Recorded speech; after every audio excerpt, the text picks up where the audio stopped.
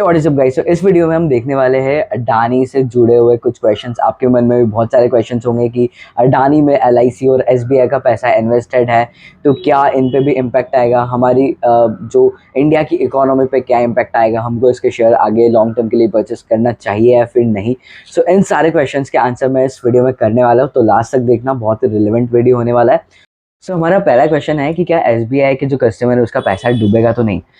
LIC और SBI दोनों ने ही अपना काफ़ी अमाउंट जो है वो अडानी में ग्रुप में इन्वेस्टेड करके रखा है। बट मैं आपको बता दूं, deposit insurance and credit guarantee corporation की तरफ से इंश्योरेंस की एक लिमिट मिलती है, जिसे एसबीआई में हम देखेंगे तो 5 लाख तक की आपकी जो भी डिपॉजिट है वो पूरी तरह सेफ है।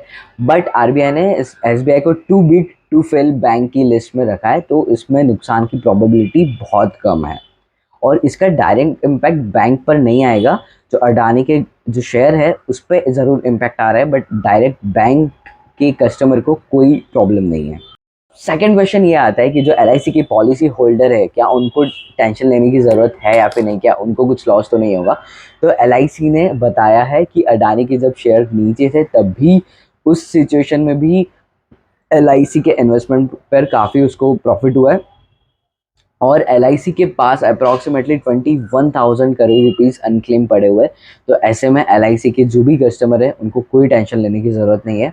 थर्ड क्वेश्चन है कि हिंडनबर्ग रिपोर्ट से अडानी जो ग्रुप है उसको कितना लॉस हुआ है।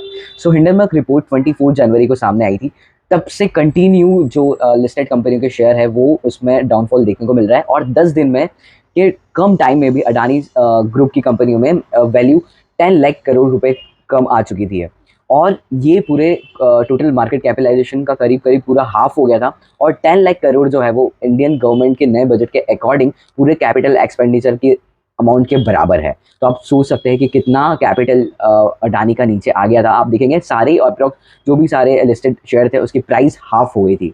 ओके, हम देखेंगे कि अडानी को इतनी लोन लेने की क्यों जरूरत पड़ी है। तो अगर आप बेसिकली देखेंगे तो अडानी का कोर सेक्टर है सोलर पावर प्लांट, पोर्ट, हवाई अड्डा, सड़कें, सीमेंट, गैस, इलेक्ट्रिसिटी ट्रांसमिशन, ये सारे काम शामिल है और ये सभी हाई कैपिटल इंसेंटिव बिजनेस है जिसमें रिटर्न काफ़ी स्लो आता है और ऐसे में अपनी कंपनी को प्रोडक्शन और मैन्युफैक्चरिंग चालू रखने के लिए वर्किंग कैपिटल की नीड होती है और इसके लिए उसको लोन लेना पड़ता है। और दूसरी तरफ देखें तो अडानी ग्रुप ने अपने बिजनेस के एक्सपेंशन में ग्रीन एनर्जी, कोयला सेक्टर से लेके पेट्रोकेमिकल और भी फॉरेन में बहुत सारे कॉन्ट्रैक्ट इसके इंक्लूड है, इसलिए कंपनी को अपनी कैपिटल और लोन लेने की ज़रूरत पड़ती है। अच्छा, अब नेक्स्ट इंपॉर्टेंट क्वेश्चन है कि ये अडानी के ये जो भी पूरा केस हुआ है उसका हमारी इंडियन इकोनॉमी पे क्या इम्पैक्ट आएगा। तो डेफिनेटली इसका हमारी इंडिया की इकोनॉमी पे इफेक्ट आएगा, बट ये जो है हमारा इंडियन जो शेयर मार्केट है वो पूरा सेंटिमेंट्स पे चलता है, क्योंकि एलआईसी और एसबीआई ने भी इसमें इन्वेस्ट करके रखा था, तो हमें कहीं ना कहीं उसके शेयर्स में भी थोड़ा डाउनफॉल देखने को मिला है। निर्मला सीतारमन जी का कहना है, उनका स्टेटमेंट है कि जो भी हमारे इंडिया के रेगुलेटर है, रूल्स एंड रेगुलेशन जो आरबीआई और सेबी है, जो कि हमारे स्टॉक मार्केट को भी सेबी वॉच करती है, तो टाइम आने पे अगर उनको ज़रूरत लगी तो वो अडानी के जो भी डॉक्यूमेंट्स है उनको वेरीफाई चेक कर सकती है। और रही बात एलआईसी और बैंकिंग सेक्टर की, तो आरबीआई से लेके हमारी फाइनेंस मिनिस्टर निर्मला सीतारमण जी का कहना है कि हमारे भारत के जो भी बैंकिंग सेक्टर है वो अभी काफ़ी स्टेबल है, तो आपको कोई भी टेंशन लेने की ज़रूरत नहीं है।